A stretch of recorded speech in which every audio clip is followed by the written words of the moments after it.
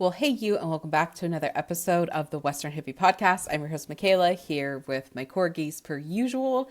And today is what I'm going to call a foundational episode, meaning it's one of the episodes I'm going to use and going to continue to refer back to as people enter my world and enter my sphere, because in everything that we do, there is always a foundation. And when we try to build something without a foundation, whether it's a house, a habit, or anything else in our lives, when the weight gets to be too much to bear, everything we have built will crumble. However, when we have a solid foundation, that thing, whatever it is, a habit, a house, can withstand the test of time and can bear more weight than something without a foundation.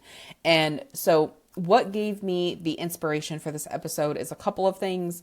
One, I grew up building houses with my dad, so the foundation thing has always been a thing. Two, with horses, we always have a foundation. And you can tell how solid a horse's foundation is because that foundation that you lay in the first 30, 60, 90 days of a horse's training are going to be the habits they have for the rest of their life. So someone who is really handy can get a horse with a bad foundation, and while they can make that horse better, the horse is always going to have some of those habits that it developed in the first 30, 60, 90 days of training. So this is a very small example. One of my friends had started a horse for the first time, and she had said, I don't want to teach her to flex her head until she's older.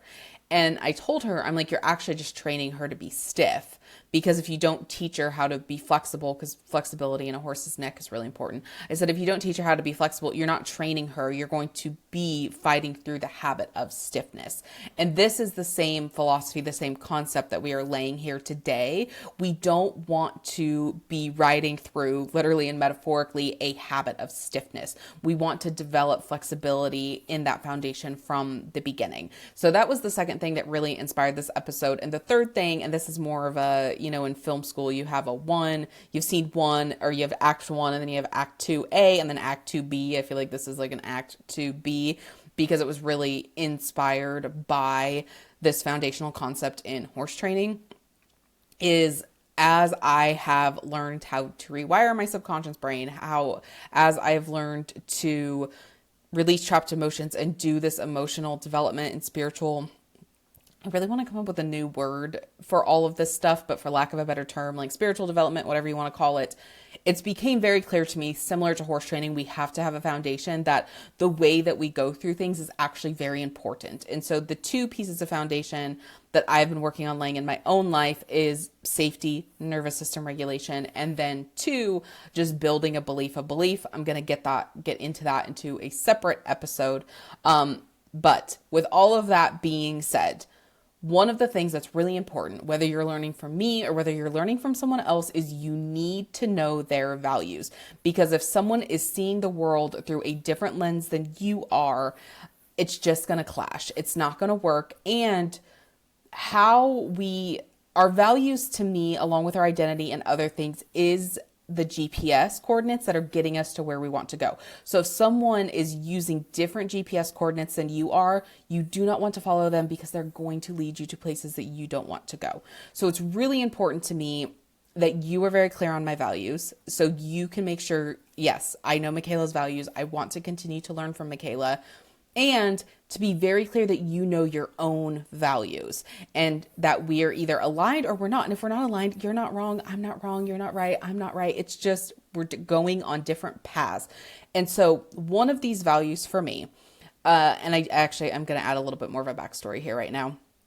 This is the reason that I started learning from longevity and biohacking doctors and not mainstream medical doctors, because their GPS coordinates, their goal that's getting them to where they want to go, is to not just live a long time, but live very healthy a long time. So it wasn't just about staying alive, it was about being alive.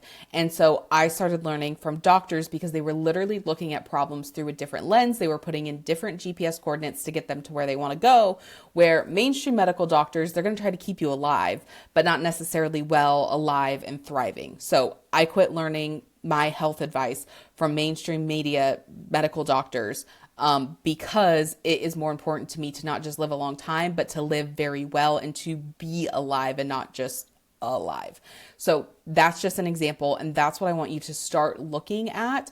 And whoever you're learning from, I want you to just start asking, do they have similar values of mine? Because people will give themselves away in their own dialogue.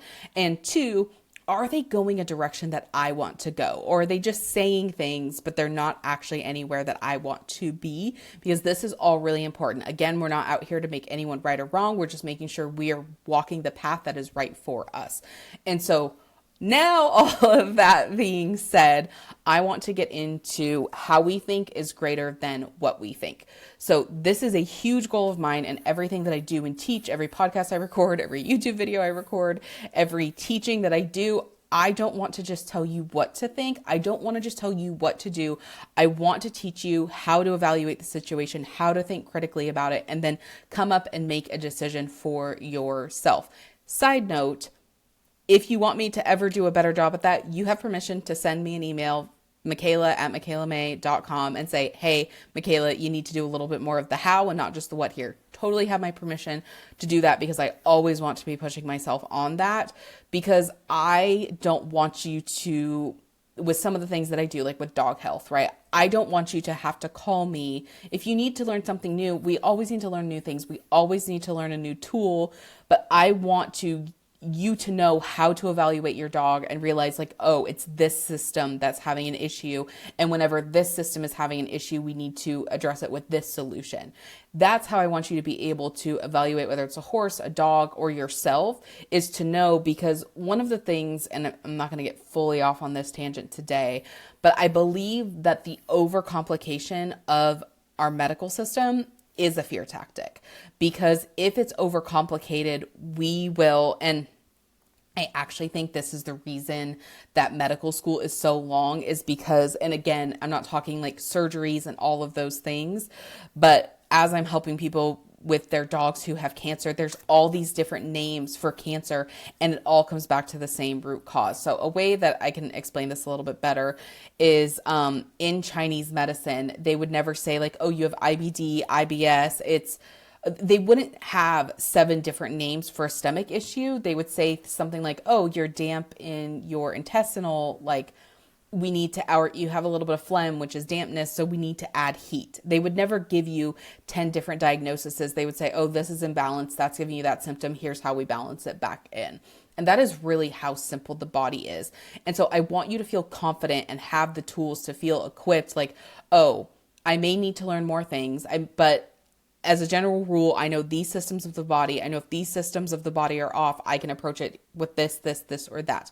That is my goal, because I don't want you, if you're ever in a situation, I don't want you to have to rely on anybody, and that becomes the thing that is do or die for you or your animal. I want you to have the tools, like, again, a minor example, but I want you to know that if your animal ever gets into something poisonous, or if they have a really bad stomach bug that seems like food poisoning, give them activated coconut charcoal, because that will absorb the poison. I don't want you to ever be in a point like, I don't know what to do, my dog just ate something it shouldn't have. Give it activated charcoal, right? You have the confidence, you have the tools, and you're well equipped.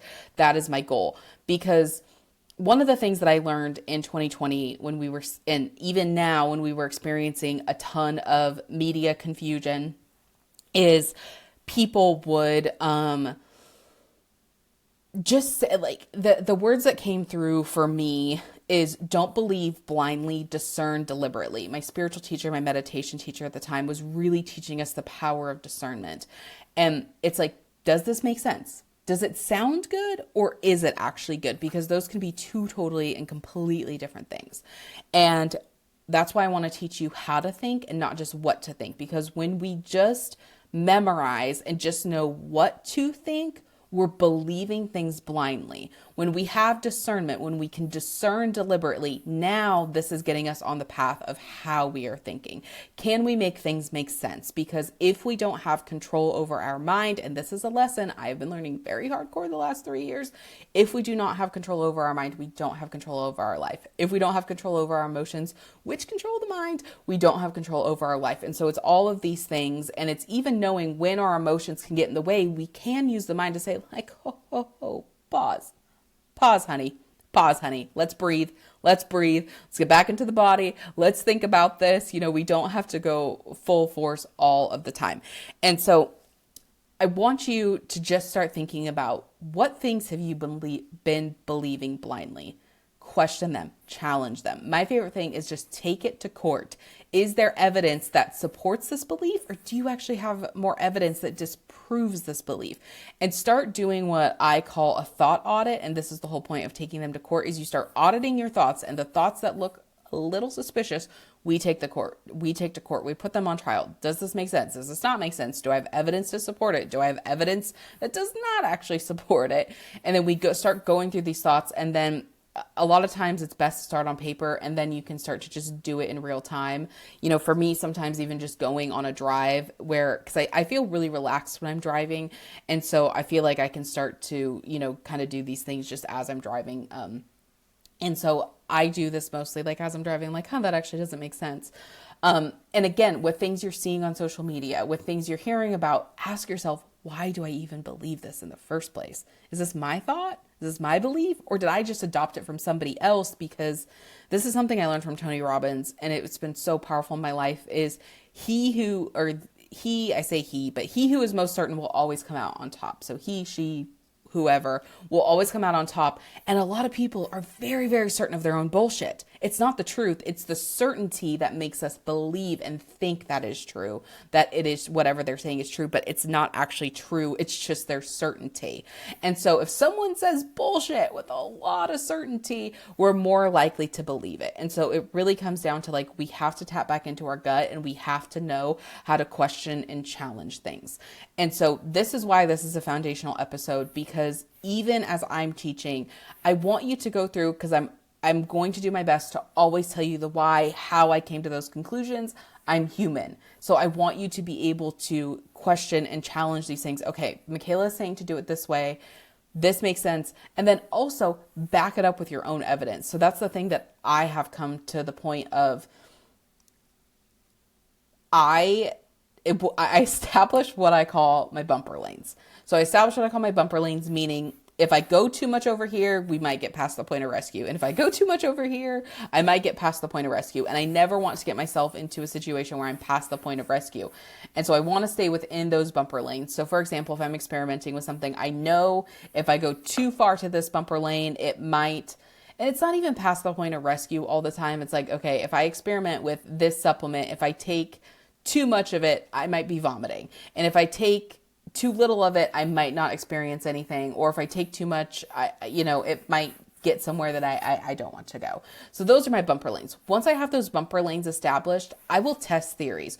So if someone has a supplement, and supplements tend to be pretty safe, but if someone has a supplement or something that they're saying is the best thing since sliced bread, blah, blah, blah, blah, blah, I'll establish my bumper lanes. Okay, if I take too much, this might happen. If I take too little, this might happen. Okay, stay within these two lanes.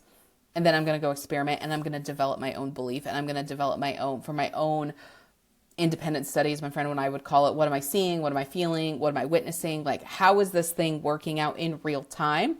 Because there are some things, as I'm sure you've learned as well on your journey, not everything that works for one person is going to work for another, and something might be amazing for you and it's not going to work for someone else.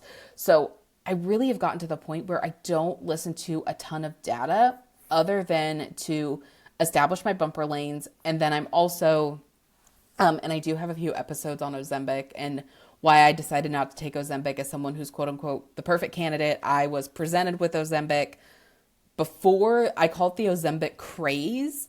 Like, I was presented with Ozempic before this craze took off. And I go back, I'll link that episode below as well, but I go back through and I explain why I ultimately chose not to take Ozempic. And at the time, the data actually looked really good on Ozempic. It looked amazing. Like, it was actually my naturopath who presented it to me. And I told her, I'm like, I'll get back to you. That actually sounds really fascinating. It sounds like it would solve a lot of the issues I'm experiencing. Let me get back to you. I didn't look into any of the data because I knew the data on it was actually really good. And I say really good with, you can't see inside my head, but I'm doing the quotation marks because if the people that are making the product are paying for the data to get done, well, we've got some questions. And so we got a lot of questions. So what I ended up doing was I went and I sat in within my gut and was like, is this the best thing for me to do? And the answer was no. It was not the best thing for me to do. And so I went with my gut. And even now, there's a ton of people that are thinking Ozempic is amazing. And again, go back to my episode because I talk about my kryptonite. And if I was to do anything, it would probably be try this Ozempic stuff or a GLP-1 or any of the peptides. And when I intuitively check in and when I intuitively feel into my gut, it's continuously a no. And so we have to have that faith and we have to have that belief in ourselves, because the information war, especially with AI, is just going to continue to ramp up. And we have to double down on how we think, and we have to double down on discernment if we want to stay in control of our own minds and therefore in control of our own lives. So this is why this is a foundational episode, because before, if someone's going to take my course, I'm going to refer back to this episode of, I really want you to take a moment to do the thought audits, to find out your values, make sure who you're learning from is taking you to a place that you want to go. Because if they aren't, this is a theme that's been in my life the last couple of months. Like, if you realize you're going the wrong direction, it's okay to turn around. And so with all of that being said, I really appreciate you tuning into this episode of the Western Hippie. I'm really excited about next week's episode. I interviewed, I'm actually editing the episode right now. The interview's already done. Danielle from Detoxify to Purify. And her dog, Casey, is 18 and a half, coming 19. If I just saw this dog out in the wild, I would think this dog was a very healthy 10-year-old. She is absolutely amazing. And this goes back to our, discerning deliberately, because some of the things Danielle and I talk about are going to be triggering for some people. And for me, because I switched over to Danielle's way of feeding versus what quote unquote the mainstream is saying, because to me, the proof is in the pudding. I'm going to experiment with it. I'm going to see how it goes. And since switching to the way Danielle feeds versus the way I was told, even in the holistic community of G, they have some arthritis symptoms. The arthritis symptoms have gone down. Their coats are shinier. And again, this went against a lot of the mainstream talking points, but because I have my protocol of how to think versus what to think, I thought, you know what? I know my bumper lanes. I know what the pros and cons are. I'm going to experiment with this and see how my dogs do. And lo and behold, they did even better than I expected in a shorter amount of time than I expected. I was seeing differences within my dogs within a week, and a lot even greater differences as far as their activity levels, their digestion within that 10 to 14 day mark. It was truly amazing. So look out for that episode coming next week. Thank you for tuning into another episode of the Western Hippie Podcast. I'm your host, Michaela, here with my corgis, Willie, Tank, and Daisy. I really appreciate you tuning in, and we will see you and talk to you next week in the interview with Danielle from Detoxify to Purify.